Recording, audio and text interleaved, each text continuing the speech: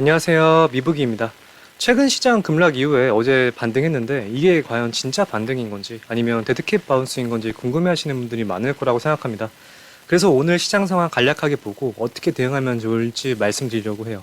대응 기준점 잡아드릴게요.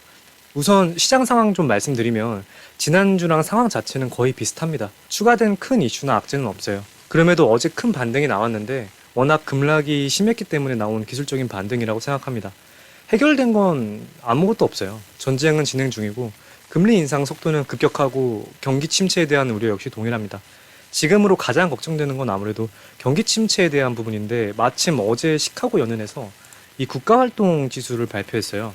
이 국가활동 지수가 뭐냐면 미국의 체감 경기를 보여주는 경기 지표입니다. 지난 10년 동안 이 국가활동 지수랑 실질 GDP 성장률 사이의 상관관계가 76% 정도로 매우 높은 상관관계를 가지고 있기 때문에 경기 침체 관련해서 이 지표도 같이 보셔야 됩니다. 이 수치가 쉽게 말해서 여기 0을 기준으로 0보다 높으면 미국 경제의 성장세가 지난해보다 좋은 거고 0보다 낮을 경우 경제 성장세가 지난해보다 안 좋은 거라고 보시면 됩니다. 보시면 지난달 0.4에서 0.01로 많이 둔화됐고 올해 최저치예요. 굉장히 결과가 부진한데 이러면 미국 경기에 대한 우려가 높아질 수밖에 없어요. 그래서 이거 유의 깊게 보셔야 되고 7월 25일에 발표되는 데이터 또한 보셔야 됩니다.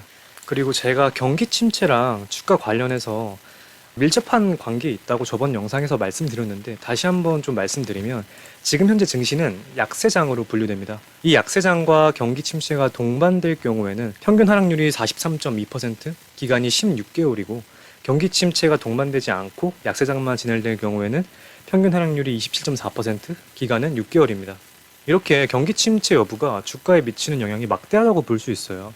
만약 경기 침체가 오지 않는다고 가정하면 현재 진행 중인 S&P 500 지수 하락률과 기간으로 봤을 때 이미 거의 끝자락에 있다고 해석할 수 있을 만큼 이 경기 침체를 동반하고 있는지 아닌지 그 여부가 굉장히 중요합니다.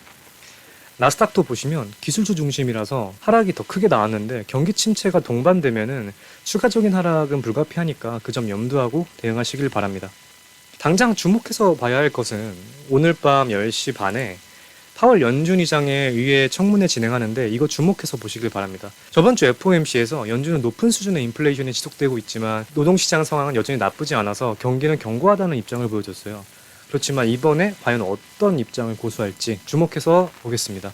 결국 경기에 대한 자신감을 높게 유지하는 스탠스가 나온다면 반등이 지속될 거고요. 저번 입장에 비해서 좀 다른 모습들을 보여준다면 주가는 예민하게 반응할 거라고 보고 있습니다. 이거에 따라 장 초반 변동성 높아지고 단기 방향성에 영향을 줄 수 있으니까 참고해서 대응해 주시길 바랍니다. 앞으로 발표되는 중요 지표들과 상황도 모니터링하면서 말씀드리도록 하겠습니다.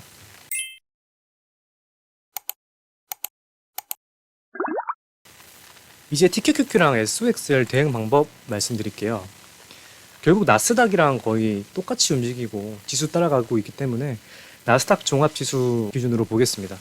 지금 정확하게 SOXR이랑 TQQQ가 몇 달로 간다 이런 예측보다는요 대응이 훨씬 중요한 시기라서 대응에 포커스를 맞춰서 설명을 드릴게요. 지금 보시는 차트는 나스닥 일봉 차트입니다. 제가 저번에 말씀드린 이 중기 하방 추세 지지할 확률이 한 7할 정도라고 했잖아요. 아직까지는 지지해주고 있지만 이게 과연 반등으로 이어질지 아니면 이렇게 깨고 내려갈지는 단정지어서 말씀드리기에는 조금 이른 상황입니다. 단기 추세 또한 이렇게 그려지는지 아니면 이렇게 그려지는지 마찬가지로 판단하기에 이른 상황입니다. 그래서 시장 상황 계속 보면서 이평선이랑 보조지표랑 같이 종합적으로 보셔서 판단하셔야 됩니다. 그러면 반등으로 이어지는지 아니면 깨고 내려가는지 이 두 가지 상황이 나올 수 있는 거고 어떤 상황이 나오든 대응하면 되는 겁니다. 이 두 가지 상황에 따른 대응법 말씀드릴게요. 반등이라고 가정하면 단기 고점이 어딘지 모르겠지만 단기 고점에 이렇게 도달하고 이런 식으로 꺾이게 될 텐데 그때 가지고 있던 물량에서 최소한 50%에서 한 100%까지 정리하고 숏으로 포지션 스위칭하는 것이 핵심입니다. 최근에 이런 갭 하락이 있었잖아요.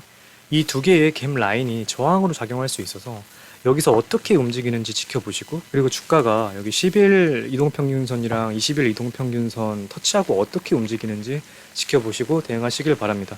저는 그래도 이 중기 추세 하단 부분에서 반등할 확률이 이걸 깰 확률보다는 높다고 생각하고 있어요. 그래서 이 부근을 이탈하지 않는다고 가정했을 때 포트폴리오에서 롱의 비중을 조금 더 두는 것이 유리하다고 생각합니다. 반대로 이렇게 중기 추세를 깨고 내려가는 상황도 연출될 수 있어요.